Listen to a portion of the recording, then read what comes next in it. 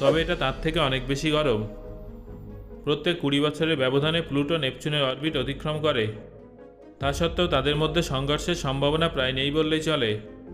নেপচুনও আমাদের পৃথিবীর মতোই নিজের অক্ষে ঝুঁকে আছে, যেটা অক্ষে 28 ডিগ্রি হেলে নিজের রোটেশন সম্পূর্ণ করে, যার ফলে নেপচুনেও পৃথিবীর মতো 4টে ঋতু দেখা যায়। নেপচুনের এক একটা ঋতু প্রায় 40 বছর পর্যন্ত থাকে, যেখানে পৃথিবীর প্রত্যেকটা ঋতু কয়েক মাস পর্যন্ত থাকে। নেপচুনের কাছে অত্যন্ত শক্তিশালী একটা ম্যাগনেটিক ফিল্ড আছে। পৃথিবীর মতোই এর ম্যাগনেটিক ফিল্ড এর কেন্দ্রের সঙ্গে জেনারেট হয় না, বরং এর ম্যান্টেল লেয়ারে উপস্থিত ফ্লুইডের মোশন দ্বারা জেনারেট হয়ে থাকে, যেটা আমাদের পৃথিবীর ম্যাগনেটিক ফিল্ডের তুলনায় প্রায় 27 গুণ বেশি শক্তিশালী।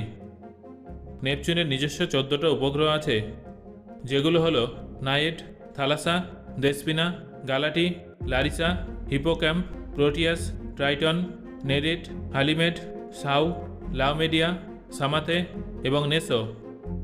এবার আমি আপনাদের এই সমস্ত উপগ্রহের মধ্যে কয়েকটা সম্পর্কে বেশ কিছু রোমাঞ্চকর তথ্য জানাবো।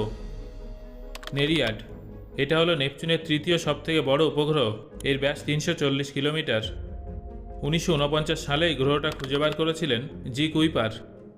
এই উপগ্রহটার কক্ষপথ সৌরজগতের যে কোনো গ্রহ বা উপগ্রহের তুলনায় অনেক বেশি বিস্তৃত।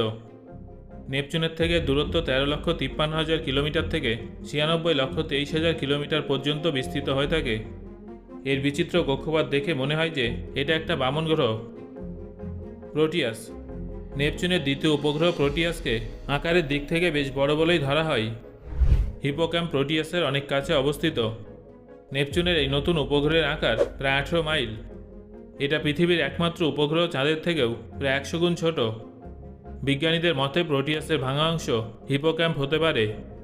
তারা অনুমান করেছেন যে হয়তো ধূমকেতুর সাথে সংঘর্ষের কারণে প্রোটিয়াস ভেঙে গিয়েছিল এবং তারপর নতুন উপগ্রহে পরিণত হয়েছিল। হিপোক্যাম্প অনেক ঠান্ডা, তবে নেপচুনের উপগ্রহ প্রোটিয়াসও অনেক ঠান্ডা।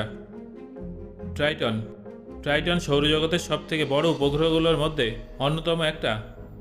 এটা আমাদের সৌরজগতের সবথেকে বড় উপগ্রহের তালিকায় 7ম স্থানে আছে। নেপচুনের সমস্ত উপগ্রহের ভরের 99% এই উপগ্রহে নিহিত আছে।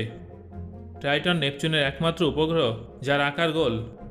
ট্রাইটনের নিজস্ব হালকা বায়ুমণ্ডল আছে, যেখানে নাইট্রোজেনের পাশাপাশি সামান্য পরিমাণে মিথেন এবং কার্বন মনোক্সাইডও উপস্থিত আছে।